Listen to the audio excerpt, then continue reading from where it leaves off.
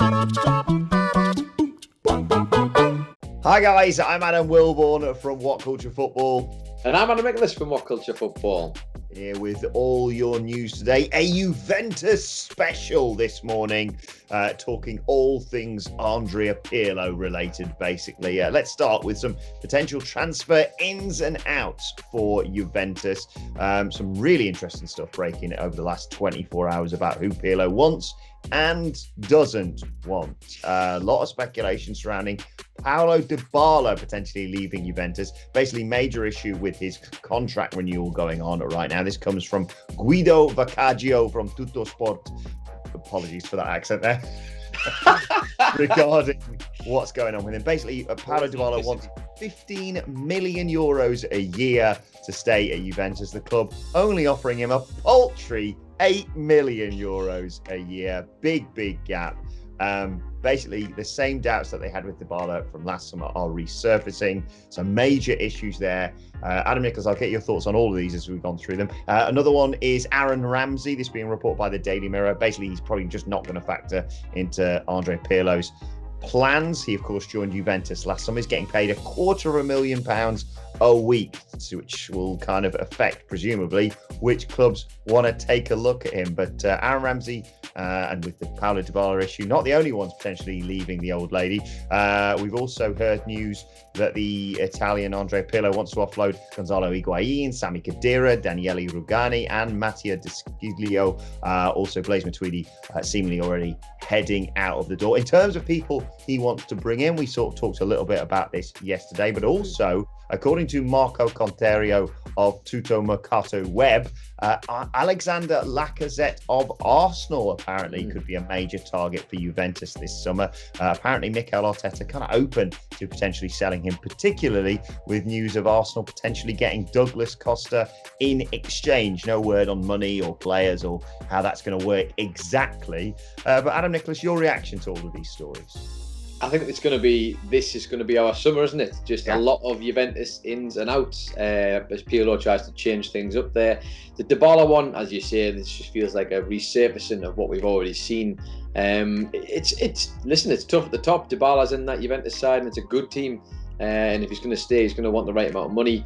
I get a distinct feeling he knows exactly what he's doing. That sounds exorbitant at the top there. 15 odd million, considering they're already offering him a great deal of money. We don't want to see another situation, I'd imagine, like what Gareth Bale is currently in. Imagine that. Get him to sign a huge contract and then he doesn't want to leave, obviously. But a great player nonetheless, and one they'd probably want to keep, I would imagine. But in terms of Aaron Ramsey, maybe disappointing for him. He might have been thinking to be able to sort of gain the tutelage of Andrea Pirlo, being a midfielder himself. That would have been something he'd be interested in. But again, someone who you can imagine is probably the wrong side of the number age-wise that Pirlo is looking at, and of course maybe not exactly lit the world alight, shall we say. He hasn't been terrible, but hasn't exactly been hugely noteworthy either. But Lacazette, though, to Juventus, that's very much an interesting one in terms of that. And obviously if Douglas Costa goes the other way, be interesting to see that. We've mentioned this before about Douglas Costa, like a player perhaps we take for granted almost. Like, he's a good player, but he's not someone you would chuck up on the list of high-end quality players in your head, I would imagine, just because there's that many. But Lacazette, though, to Juve could be a fascinating one. It'd be a big blow for Arsenal, that, I think, considering how good their front line is with the guys they've got. Interesting to see, though. Interesting. There's obviously a whole other host of names there. Gonzalo Higuain, Khedira, a lot of them. That could be a massive big change going on there at Juventus. So hopefully, though, not too many to the point where the team completely doesn't function anymore. That would be problematic. Exactly, yeah. I would love to see Douglas Costa, obviously, in the Premier League. It's a shame to lose Lacazette. I think could be the sort of player that Juventus could do with a sort of out-and-out striker to allow Ronaldo the freedom to do what he does effectively. I think Dybala's probably going to stay. There's going to be some sort of compromise with a ridiculous amount of money, I would suggest. And Aaron Ramsey, look, you ask any Premier League fan, and they are clamouring to see him back there. And no doubt, many clubs would love to have him in their side. But like I said, the major stumbling block, those wages, £250,000 a week. it's a lot of money for a lad who I think started about 11 Serie A games last season. So a tough call there. But as you said, we will keep you posted on all things Juventus related. Indeed. And speaking of all things Juventus related, we did say this was going to be the Juventus edition, and that was for good reason. We've talked quite a bit already. We did a podcast the other day about can Pirlo succeed as the Juventus manager. We've also mentioned a bunch of his potential transfer targets already in previous news as well. We've got a little bit more regarding the kind of football that maybe Pirlo is trying to implement with his new managerial career. Now, no surprises that the man is a lover of the great game of football. You can imagine the style of play he'd want to play given his playing career. But it sounds, according to Luca Fiorino of 11 Sports, who's a sports journalist, has basically said that he's inspired a lot by Dutch football. In particular, the side AZ Alkmaar, who obviously had a fantastic season last year, ended up level on points with eventual league winners Ajax, losing only out on goal difference. And they've got such a young quality team who play, ironically, the two teams with the youngest, best playing football sides ended up at the top of the league. Who would have thought of it? Fascinating stuff. But in terms of quotes I can give you, it basically says that Pirlo loves the style of football. He says he loves Dutch football and the philosophy behind it. He says he wants to build a project based on young players who can develop in a dynamic system built on ball possession. That all sounds like everything you would imagine. But on top of that, not just the style of play that they've got going on over there at Alkmaar, a few players perhaps who he might also be interested in. Speculation that Pirlo would be interested in both, imagine this, just coming through and stealing almost the spine of a team, the left back Owen Wijndal, the striker Myron Boadu, and even the midfielder and club captain Toyin Koopmeiners. Oh, I think I did pretty well there considering all those names. But yes, these are the kind of the younger players, the sort of the next generation of good footballing players who Pirlo seems to be interested in. We have also mentioned the younger players, the likes of Sandro Tonali from Brescia and Nicola Zaniolo from Roma. That seems to be what everybody thinks could be the next generation of Pirlo's new Juventus. Adam Wilbourn, your thoughts regarding this? Yeah, I mean, if you're going to build a new side, you wouldn't go far wrong basing them on someone like AZ Alkmaar. I think they had a sensational season, as you said, last year. They could, similarly to Ajax when they caught everyone's attention in the Champions League a year or two ago, just have their, like you say, entire side ripped out going, oh, that player's good, and that player, and that player. So you could well see that. The interesting thing, I suppose, around Juventus with this sort of discussion is when we were discussing about Pirlo being successful, we were saying effectively some minor tweaks to a side that has obviously romped to the Serie A title. I think 9 consecutive seasons they've won that. It's about, as I said, European success for the hierarchy there.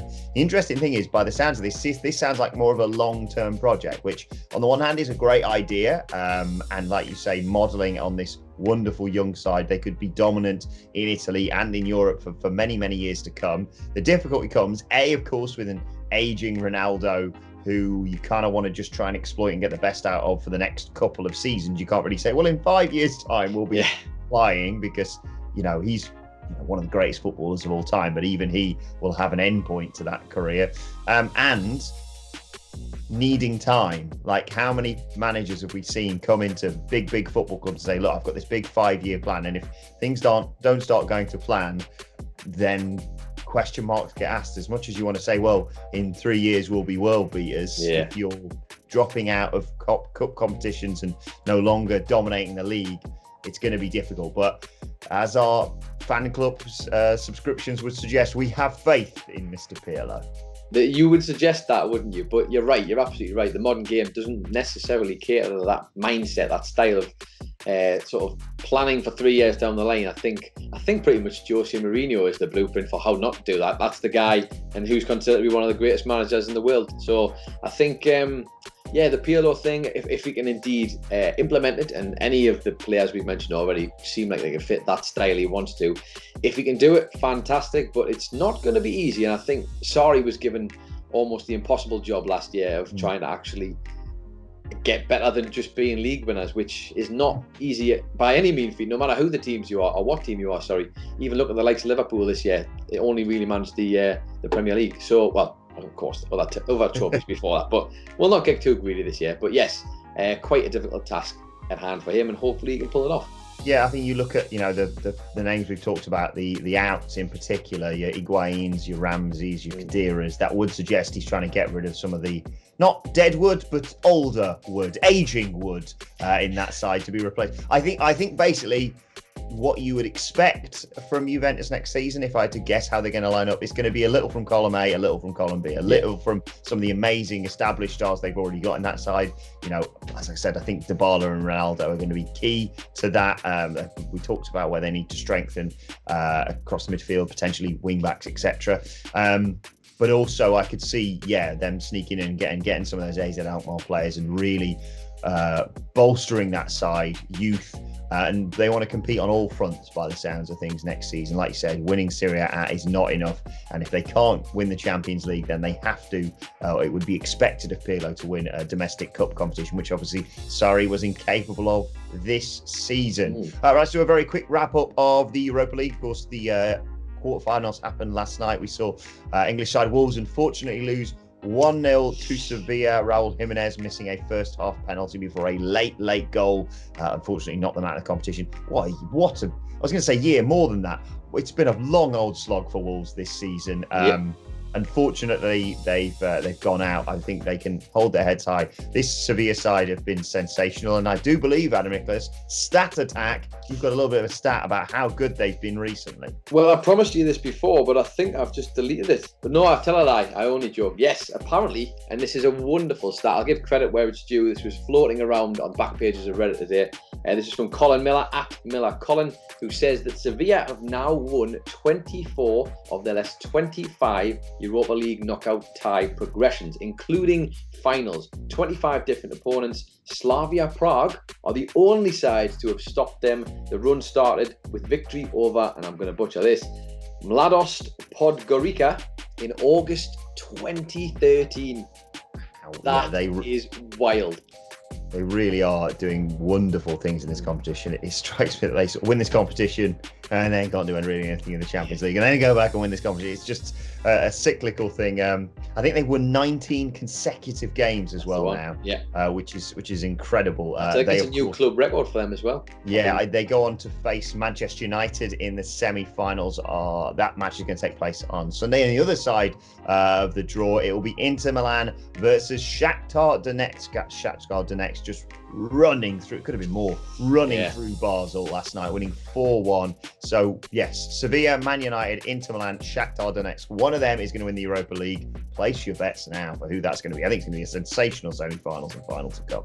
Absolutely. All four sides looking quality, and I can't wait to see how they turn out. Should just quickly mention as well, there was a little bit of controversy with that Wolves penalty, wasn't there? The old VAR question marks. I won't get into it because I realise that'll be an even longer discussion. But encroachment. Indeed. For all Wolves fans out there, I sincerely, you have my heart, because that could have changed things for you. But that's football, guys. Anyway, let's move on to some very quick transfer talk, because this is the Juventus edition, but there's still time for a little bit of transfer talk. We did mention yesterday that Kyle Walker-Peters could have potentially been going the other way to Southampton as Højbjerg signed for Tottenham. That has indeed been confirmed, and has happened, Southampton confirming that on their Twitter account. He is officially a Southampton player.